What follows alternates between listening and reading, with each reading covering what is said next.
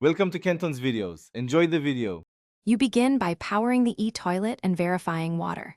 First, plug into a grounded GFCI outlet and turn power on. Listen for a soft initialization chime. Next, open the water valve slowly so seals seat under low pressure.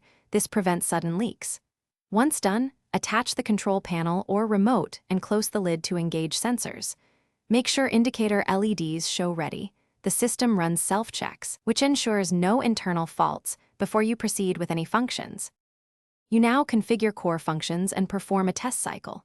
Start by setting bidet nozzle position, water pressure, and temperature. This controls comfort and hygiene. Then, set seat temperature and dryer strength so you know expected energy use. Next, select front or rear wash, activate oscillation briefly, and use pause to verify spray alignment. Watching the spray path confirms nozzle calibration. Once satisfied, save preferred settings to memory. These steps reduce surprises and optimize You finish by running the auto clean and confirming drains. After use, trigger the nozzle rinse and wipe accessible surfaces. This prevents buildup. Make sure filters and descaler alerts are addressed. Regular maintenance preserves sensors and heaters.